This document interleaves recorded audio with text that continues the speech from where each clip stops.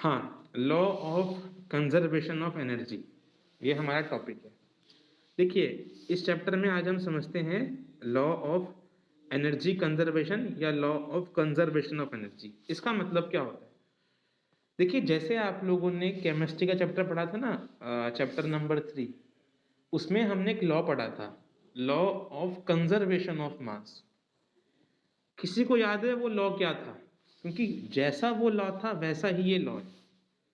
Law of conservation of mass chapter 3 में discuss किया था आप लोगों ने, एग्जाम्पल भी दिखाया था। याद है किसी को? देखो, law of conservation of mass जो आपको पढ़ाया था वो ये कहता है कि, जैसे बताया अभी कमल ने, कि mass can neither be created nor be destroyed.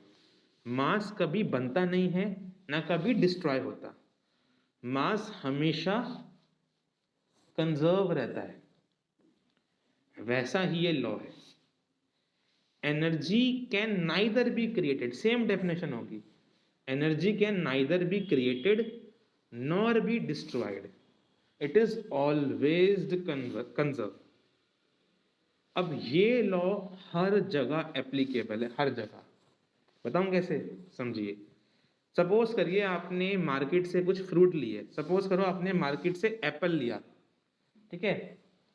Apple के अंदर एनर्जी होती है। जैसे कभी आप लोग ना मार्केट से चिप्स का पैकेट लेकर आओ, देखना उसके पीछे लिखा होता है this packet contain this energy. हर खाने में, फूड में एनर्जी होती है। आपने चिप्स लिया, एप्पल लिया, उसमें एनर्जी होती है, ठीक है? अब उस एप्पल को आपने खाया। ये लॉ कहता है एनर्जी कभी बनती नहीं है, कभी डिस्ट्रॉय नहीं होती, कंजर्व रहती है। तो होना क्या चाहिए? जितनी एनर्जी एप्पल के पास थी पहले, खाने के बाद आपकी बॉडी में उतनी ही एनर्जी आनी चाहिए। एनर्जी कभी वेस्ट नहीं होती। अगर एप्पल के पास मान लीजिए 10 जूल एनर्जी थी, सपोज करते हैं, तो एप्पल खाने के बाद आपकी बॉडी में एनर्जी सेम आ गई। एनर्जी कहीं पर डिस्ट्रॉय नहीं हुई, कहीं पर बनी नहीं, सिर्फ कंजर्व हुई, एप्पल से आपकी बॉडी में आ गई। अब जब हम मरते हैं ह्यूमंस लोग, तो हमारी बॉडी से वो एनर्जी इस जाती है दुनिया में, इन्वायरमेंट में। जैसे सपोज करो इंसान मरा तो उसको जलाते हैं या फिर एक अर्थ में डग कर देते हैं, वो फिर एनर्जी हमारी बॉडी से अर्थ में आ जाती है। फिर अर्थ पे प्लांट पैदा होते हैं, वो प्लांट एनर्जी हमसे लेके ग्रो होते हैं।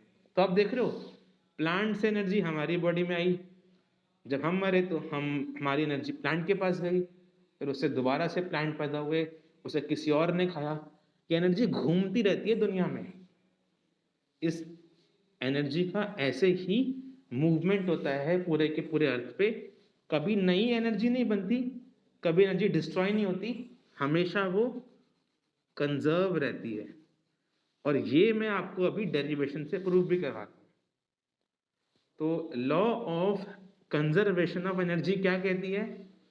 According to it, energy can neither be created nor be destroy.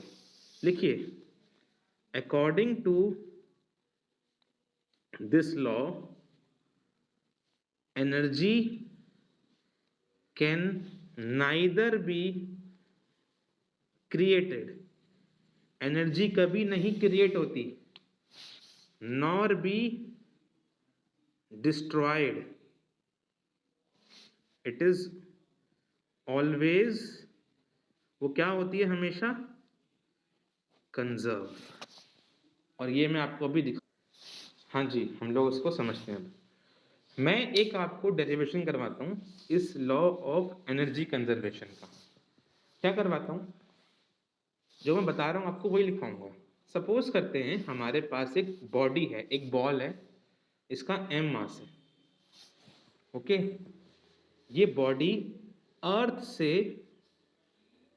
h height पे है, h हाइट पे ऊपर है ये अर्थ से। लॉ ऑफ एनर्जी कंजर्वेशन के हिसाब से इस बॉल की एनर्जी हमेशा कंजर्व होनी चाहिए। तो अगर सपोज करो ये बॉल इस ए पॉइंट पे है, जितनी इसकी एनर्जी यहां पर होगी, वैसे एनर्जी कितनी होगी इसके पास, देखो किसी भी बॉडी के पास दो तरह की एनर्जी होती है। फिजिक्स में दो तरह की एनर्जी होती है। कौन सी एनर्जी होती है? Kinetic plus potential. और इनका सम मैं कह रहा हूं हमेशा कांस्टेंट होगा। यही लॉ है हमारा, लॉ ऑफ एनर्जी कंजर्वेशन। तो अगर ये बॉल ए पॉइंट पे है, किस पॉइंट पे है बॉल? ए पॉइंट पे, तो काइनेटिक और पोटेंशियल का जितना भी सम होगा इस पॉइंट पे वो कांस्टेंट होना चाहिए। अब ये बॉल सपोज करो नीचे गिर रही है, और सपोज करो ये बॉल यहां पहुंच गई बी पॉइंट पे, यहां पर भी काइनेटिक और पोटेंशियल का सम बराबर होना चाहिए। जितनी एनर्जी ए पे थी उतनी ही बी पे होनी चाहिए। और जब सपोज करो ये बॉल एकदम ग्राउंड पे नीचे गिर गई, सी पॉइंट पे गिर गई, नीचे एकदम यहां नीचे गिर गई, तो यहां पर भी इन दोनों एनर्जी का सम कांस्टेंट और बराबर होना चाहिए। हम कैसे करेंगे इस डेरिवेशन को, दोबारा समझ लीजिए। काइनेटिक और पोटेंशियल एनर्जी का सम हमेशा कांस्टेंट रहता है, ये लॉ बता रहा है आपको, क्योंकि हम फिजिक्स पढ़ रहे हैं और इस चैप्टर में हमने दो तरह की एनर्जी पढ़ी है, काइनेटिक और पोटेंशियल। तो मैं इसी चीज से प्रूफ करके दिखाऊंगा इस लॉ को, लॉ ऑफ एनर्जी कंजर्वेशन को, कि काइनेटिक और पोटेंशियल एनर्जी का सम हमेशा कांस्टेंट होता है, हमेशा कांस्टेंट होता है। मैं ये प्रूफ करवाऊंगा। कैसे करवाऊंगा? मैंने आपको एग्जांपल बताया कि मैं एक बॉल ले रहा हूं, सपोज करिए इसका मास m है, और ये बॉल जमीन से, ग्राउंड से कितनी हाइट पर है? h हाइट पर है। तो मैं क्या करूंगा, अभी ये बॉल सपोज करो इस पॉइंट पे, ए पॉइंट पे है, तो मैं क्या करूंगा, इस बॉल की काइनेटिक और पोटेंशियल दोनों एनर्जी कैलकुलेट करूंगा। फिर मैं इस बॉल को नीचे गिरवाता हूं सपोज करिए, और ये बॉल यहां पहुंच गई बी पॉइंट पे। ये बी पॉइंट में मान लेता हूं कि ए पॉइंट के एकदम हाफ है, ए का एकदम आधा पॉइंट मतलब बी है, मतलब पूरी हाइट का हाफ, ऊपर से लेके यहां तक हाफ हाइट है। तो पहले मैं ए पॉइंट पे था, तो मैं निकाल लूंगा एनर्जी काइनेटिक पोटेंशियल। फिर मैं यहां से नीचे गिरा बी पॉइंट पे, और सपोज करो बी पॉइंट हाफ हाइट है, तो मैं यहां निकाल लूंगा काइनेटिक और पोटेंशियल एनर्जी। और फिर मैं जब नीचे पहुंच जाऊंगा एकदम सी पॉइंट पे, यहां पर नीचे एकदम सी पॉइंट पे, तो यहां निकालूंगा मैं काइनेटिक और पोटेंशियल एनर्जी। अब देखना तीनों केस में एनर्जी बराबर ही निकल के आएगी, तीनों केस में। वो अभी करता हूं डेरिवेशन में। तो जो आपने अभी लिखा कि according to this law energy can neither be created nor be destroyed, it is always conserved. इसके आगे लिख लीजिए दैट इज काइनेटिक एनर्जी। हम कौन सी एनर्जी कंजर्व कर रहे हैं यहाँ पर? Kinetic energy. पोटेंशियल एनर्जी का सम हम लिख देंगे इज इक्वल टू कांस्टेंट। इन दोनों का सम कांस्टेंट दिखाना है मुझे।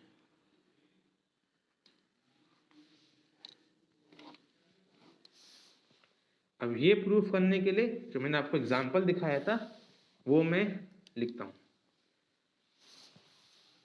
डेरिवेशन करते हैं। तो लिखिए derivation of law of conservation of energy. अब मैं इस लॉ का डेरिवेशन करता हूं, और मैंने बता रखा है आपको जब भी हम डेरिवेशन करते हैं तो एक स्टेटमेंट लिखते हैं जो हम एज्यूम करते हैं। तो हमने क्या स्टेटमेंट लिखनी थी कि हमारे पास सपोज करिए एक बॉल है, लेट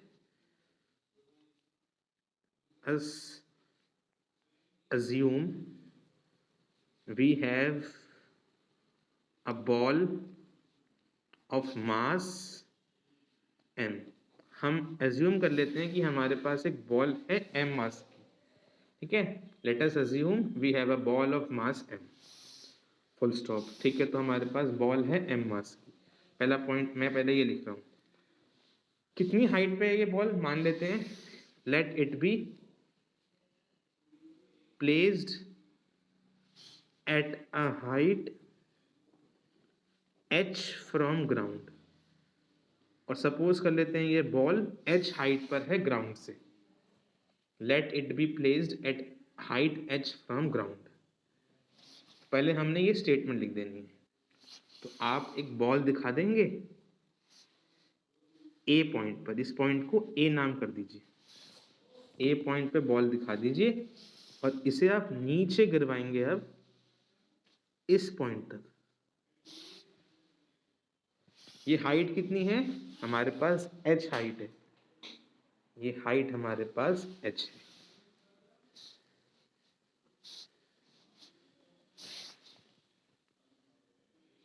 अब क्या करते हैं, ए पॉइंट पे इस बॉल की जितनी एनर्जी है निकालते हैं।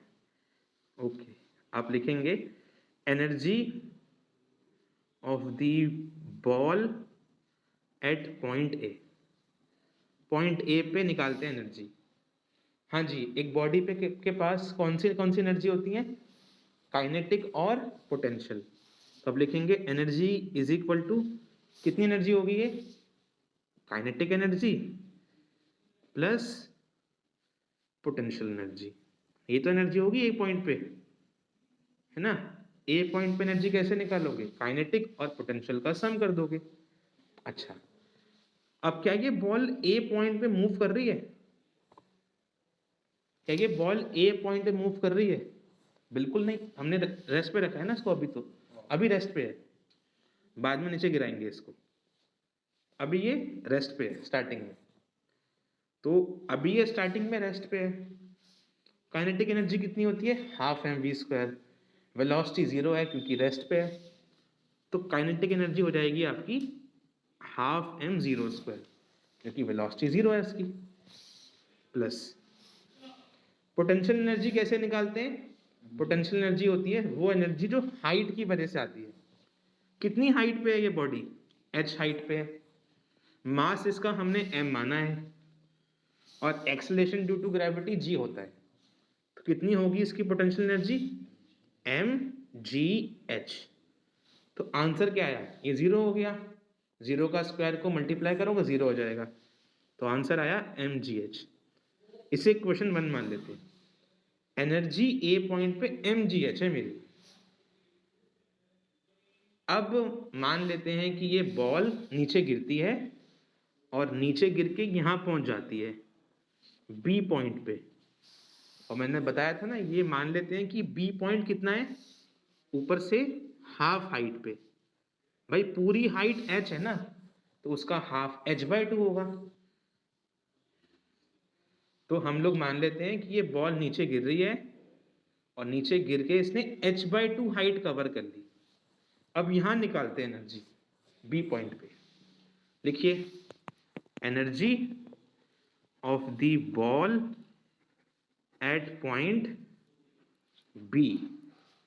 कैसे निकालेंगे, सेम चीज, एनर्जी का फॉर्मूला होता है काइनेटिक प्लस पोटेंशियल एनर्जी। ठीक है दोस्तों, सही बोल रहा हूं मैं। अब जब ये बॉल ऊपर से नीचे गिरती आई, जब ये बॉल ऊपर से नीचे गिरती आई इस पॉइंट तक, तो क्योंकि अब ये बॉल नीचे मूव करते हुए आ रही है, तो इस पॉइंट पे इसकी वेलोसिटी 0 नहीं हो सकती, इसकी वेलोसिटी कुछ होगी, वो निकालूंगा तब ही मैं निकाल पाऊंगा काइनेटिक एनर्जी। पोटेंशियल एनर्जी तो सिंपल है, मास g, और अब कितनी हाइट पे है ये बॉल, h/2, बिल्कुल, क्योंकि ये h/2 है, तो पूरे में से h/2 माइनस करोगे h/2 बचेगा, तो ये बॉल अभी h/2 हाइट पे है, तो पोटेंशियल एनर्जी तो निकल जाएगी मेरी mg, और हाइट h/2 है। बट काइनेटिक एनर्जी निकालनी है, क्योंकि ये बॉल रेस्ट पे नहीं है, अभी गिर रही है, मूव कर रही है, तो वेलोसिटी होगी, वेलोसिटी कितनी होगी वो निकालनी पड़ेगी मुझे। और कैसे निकालूंगा मैं वेलोसिटी बी पॉइंट पे, वो जरा समझिए। आपने पढ़ा था चैप्टर 8 में third equation of motion. Third equation of motion क्या कहती है? उससे यूज करते हैं हम लोग वेलोसिटी बी पॉइंट पे। तो आप यहां लिखिए using third equation of motion. Third equation कहती है v square minus U square is equal to 2gh। 2gh, h height. अब ध्यान दीजिए, जब भी कोई बॉडी नीचे गिरती है एक हाइट से, तो हम सब जानते हैं कि उसकी स्टार्टिंग वेलोसिटी कितनी होती है? Very good, zero. ये हमने पढ़ा है। जब भी कोई बॉडी हाइट से नीचे गिरती है तो उसकी वेलोसिटी जीरो होती है, u जीरो है। बी पॉइंट पे वेलोसिटी निकाल लेता हूं मैं। v कितना डिस्टेंस कवर करा है बॉल ने? h/2। डिस्टेंस तो उसने h/2 कवर किया है ना, तो वेलोसिटी कितनी आई? v स्क्वायर, u जीरो है, 2g कितना डिस्टेंस कवर किया उसने? h/2। तो कितना आ गया ये? 2 से 2 कटा, ये हो गया v square is equal to gh। Third equation से वेलोसिटी निकाल रहे थे क्योंकि बॉल मोशन में थी। अब बॉल ने यहां से यहां गिरने में हाइट या डिस्टेंस h/2 कवर किया। जब बॉडी रेस्ट से गिरती है तो हम सब जानते हैं स्टार्टिंग वेलोसिटी जीरो होती है। तो थर्ड इक्वेशन का यूज करिए, u जीरो है, हाइट h/2 है, 2 से 2 कटा, v स्क्वायर आया gh। तो b पॉइंट पे मेरी वेलोसिटी v स्क्वायर gh है। सपोज तो जब हम लोग थर्ड इक्वेशन यूज करेंगे तो a से b गिरने पे हमारी वेलोसिटी कितनी आ रही है? हमारा v स्क्वायर आ रहा है gh। बस अब आप निकाल लीजिए अपनी इस पॉइंट पे एनर्जी। तो एनर्जी एट बी पॉइंट कितना आएगा? Kinetic energy plus potential energy. अब कितनी है काइनेटिक एनर्जी आप लोग की? Half M V square, but V square की वैल्यू जी एच है, तो ये आपने लिख दिया। अब पोटेंशियल एनर्जी की वैल्यू कितनी होगी? मैंने बताया था M G H, but H कितनी है अभी हमारी ग्राउंड से? इस पॉइंट पे हाइट कितनी है? h/2। तो हाइट हो जाएगी h/2। काइनेटिक एनर्जी होती है half M V square. Kinetic energy होती है half M V square, but v कितना आ गया मेरा? वी स्क्वायर कितना आ गया मेरा? जी एच। हाफ एम ठीक है, बट वी स्क्वायर मेरा जी एच हो गया, इसलिए ये हाफ एम जी एच हो गया। और पोटेंशियल एनर्जी मेरी एम जी एच होती है, बट मैंने हाइट h/2 है मेरी ग्राउंड से, इसलिए वो हो गया। तो M G h/2 plus M G h/2 कितना हो जाएगा? ये M G h/2 plus M G h/2 कितना हो जाएगा हमारा? 2 times of M G h/2, और 2 से 2 कटेगा तो एम जी एच आंसर आएगा। इसे क्वेश्चन 2 कहेंगे आप। और एक चीज देख रहे हो आप लोग, एनर्जी जो ए पे थी एम जी एच, वो ही निकाल दी बी पॉइंट पे एम जी एच। अब सी पॉइंट पे निकालते हैं अपनी एनर्जी। जब ये बॉल नीचे गिरेगी तो यहां पहुंच जाएगी ग्राउंड पे एकदम, और ये पॉइंट सी मान लेता हूं मैं। अब यहां निकालते हैं एनर्जी। अब एक बात ध्यान देना, जब हम एकदम ग्राउंड टच कर लेते हैं, जब ग्राउंड टच कर लेते हैं तो कितनी हाइट होती है हमारी? जीरो। तो ग्राउंड पे मेरी कितनी होगी potential energy? M G zero से जीरो हो जाएगी। तो ग्राउंड पे जीरो पोटेंशियल एनर्जी है क्योंकि हाइट जीरो है ग्राउंड पे मेरी। बट मैं काइनेटिक एनर्जी निकाल सकता हूं क्योंकि मैं h/2 डिस्टेंस कवर करके आया हूं। मैं, या ऐसे समझ लो, देखो मैं स्टार्टिंग से नीचे आने तक पूरी h हाइट कवर करके आया हूं, डिस्टेंस कवर करके आया हूं। तो यहां से यहां आने में मैं वेलोसिटी निकाल लेता हूं थर्ड इक्वेशन से। वेलोसिटी से काइनेटिक एनर्जी निकाल लूंगा। पोटेंशियल तो जीरो है मेरी हाइट की वजह से, ठीक है। तो निकालते हैं एनर्जी सी पॉइंट पे। तो आप लिखेंगे एनर्जी एट पॉइंट सी। तो कितना होगा वो? Kinetic energy plus potential energy. Kinetic energy होती है half M V square, potential energy होती है एम जी एच, बट मेरे हाइट कितनी हो गई अभी? 0। वेलोसिटी निकालता हूं, कैसे निकालूंगा मैं? Using third equation of motion. Third equation क्या कहती है आपकी? V square minus U square is equal to 2gh। Starting से नीचे गिरने में, ए पॉइंट से नीचे गिरने में वेलोसिटी कितनी थी स्टार्टिंग मेरी? 0। और स्टार्टिंग से नीचे गिरने में मैंने हाइट या कितना डिस्टेंस कवर किया? पूरा h। पूरा h। स्टार्टिंग से नीचे गिरने में मैंने पूरा डिस्टेंस कवर किया है, देख लो h। और स्टार्टिंग वेलोसिटी मेरी 0 थी। तो कुल मिला के वी स्क्वायर कितना आएगा मेरा? 2gh। अब इसे आप लोग जो है वो पुट कर दीजिए, इसे आप लोग जो है पुट कर दीजिए इस फॉर्मूले में। पोटेंशियल एनर्जी आपकी 0 है क्योंकि वो हाइट 0 है। कितनी हो जाएगी काइनेटिक एनर्जी आप लोग की? आप लिखेंगे, हाँ, काइनेटिक एनर्जी आपकी थी हाफ एम वी स्क्वायर है 2gh, और पोटेंशियल एनर्जी 0 है आप लोग की। देखो 2 से 2 कट रहा है, आंसर यहाँ पर भी mgh आ रहा है। फर्स्ट इक्वेशन भी हमारी mgh थी, सेकंड भी mgh थी, थर्ड भी हमारी mgh थी। मैंने तीनों केस में आपको एनर्जी सेम निकलवा के दिखाई है, और इससे हमने प्रूफ कर दिया है लॉ ऑफ एनर्जी कंजर्वेशन।